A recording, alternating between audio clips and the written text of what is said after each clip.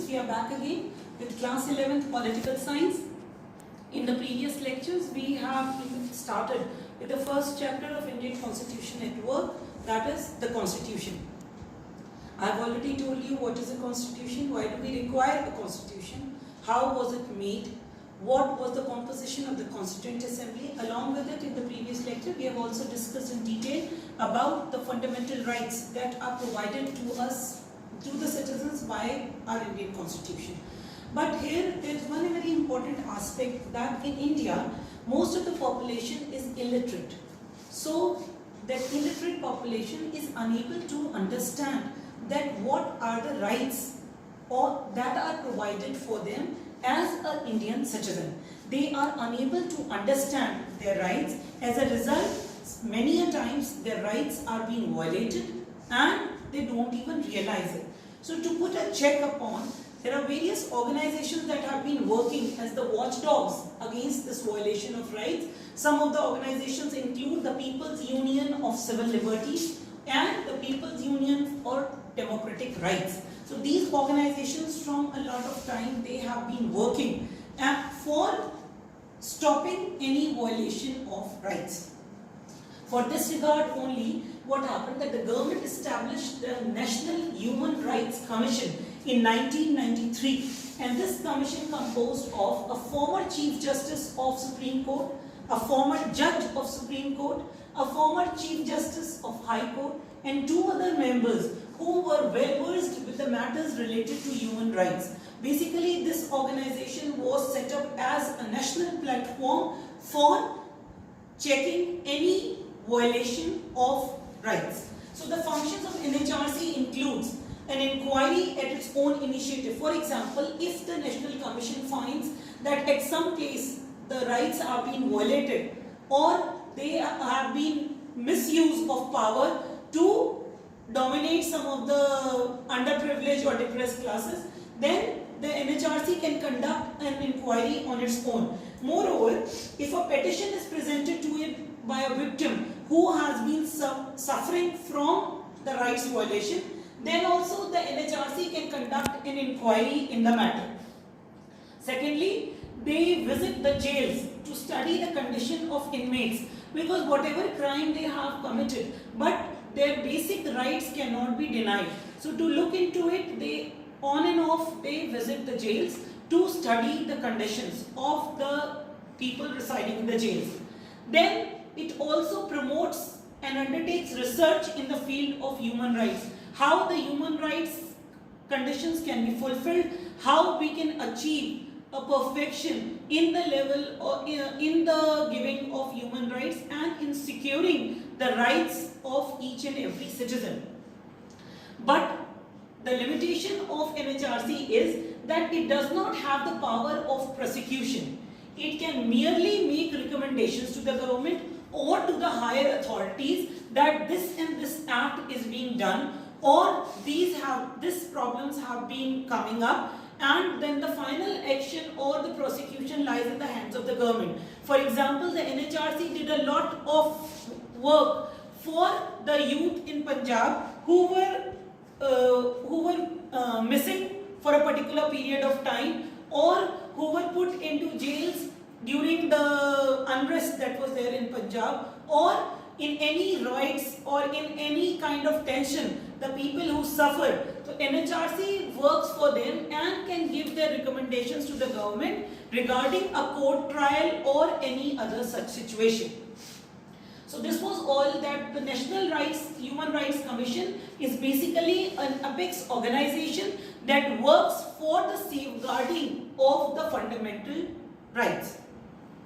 Now, along with fundamental rights, what happened? That the government felt that there are certain things that should be included in the Constitution for the benefit of the masses. And these list of guidelines that are incorporated in the Constitution are known as the Directive Principles of State Policy. These guidelines are not made legally enforceable. For example, if in fundamental rights, if somebody violates, you can immediately go to the court that your fundamental right is violated. But that cannot be done in case of the Directive Principles state policy. They are non-justiciable. Now the question comes that what do the directive principles contain? So the chapter on directive principle lists mainly three things. First is the goals and objectives that we as a society should adopt. Secondly, it includes the rights that an individual should enjoy apart from the fundamental rights, and the certain policies that the government should adopt to ensure the existence of a very equality based environment, which was the foremost concern of the government after we got independence. So basically, if you talk about the goals of directive states of state policy, principles of state policy, then they include the welfare of the public, that is, the social, economic and political justice should be ensured. Then it also aimed at raising the standard of living and in the equitable distribution of resources. Moreover, it also promoted the international peace. So these were the main goals that were set up for the directive states or the directive principles of state policy. If you talk about some of the policies that are included, they include the Uniform Civil Code, the prohibition on the consumption of liquor, the promotion of cottage industries and the prevention of slaughter of useful cattle. All these policies were made up for the benefit of the society, but as I said earlier, they are non-justiciable and they are not legally enforced. Some other non-justiciable rights includes adequate livelihood, equal pay for equal work for men and women, right to work, early childhood care and education to children below the age of 6 years. So all these were included as a non-justiciable rights in the directive principles of state policy. Before we move to the relationship between both of them, let me just tell you a small thing about the fundamental duties of the citizen. Now, what are the fundamental duties? In 1976, according to the 42nd Amendment in the Constitution, it inserted a list of 10 fundamental duties in the Constitution. However, the Constitution does not say anything about enforcing these duties. They include, like for example, we must abide by the Constitution, we must defend our country, we must promote harmony among all citizens, and we must protect the environment. But one very important thing is this, that though these fundamental duties are inserted in the Constitution, but fulfilling these duties is not necessary to enjoy the fundamental rights. For example, these rights and duties, though connected to each other, but fundamental rights can be enjoyed even if these duties are not being fulfilled.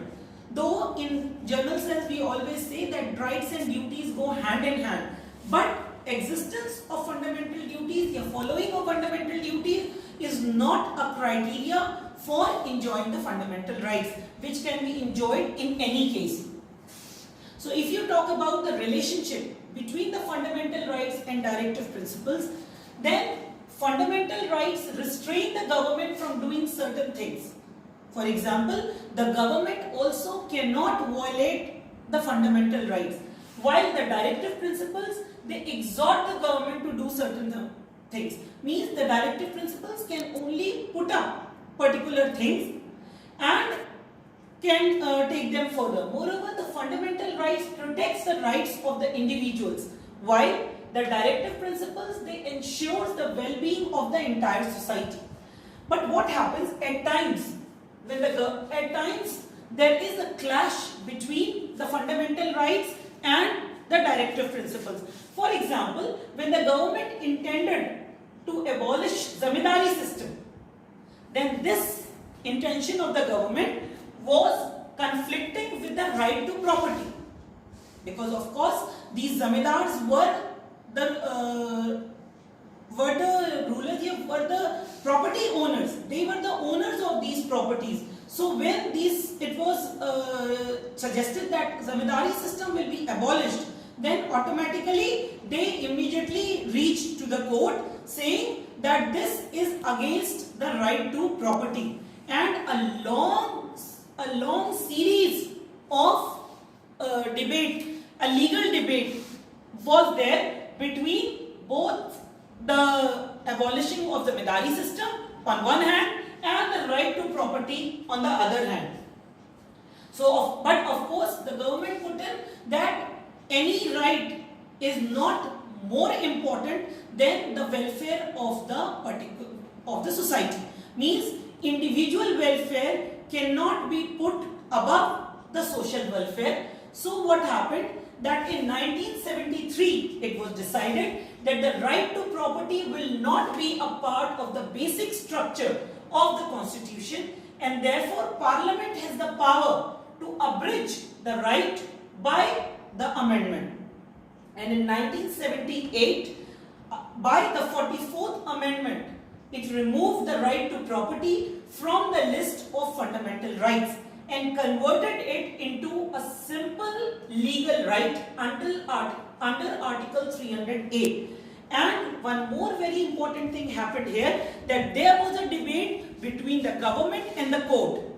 The government said that the Parliament can make amendment in the constitution for the welfare of the public. On the other hand, the court said that government cannot amend certain part of the constitution. And this relationship was clearly visible in the case of Keshwanand Bharti case, about which in short I will be telling you in the next lecture. So in this case what happened, that finally a consensus was reached between the court and the government that yes, the government cannot amend certain part of the constitution. So with this we come to the end of the relationship between the fundamental rights and directive principles, and the statement of the government that the basic concept was to ensure the public welfare. We will be continuing with the same chapter in the next lectures, where we will be talking about, as again and again here you must have heard the word I am using, amendments. So actually, as I said in the first lecture, that our constitution is a living document. Living document means there can be amendments in the constitution according to the needs of time. So this we will be doing in studying in the next lecture. Till then, keep studying and stay safe.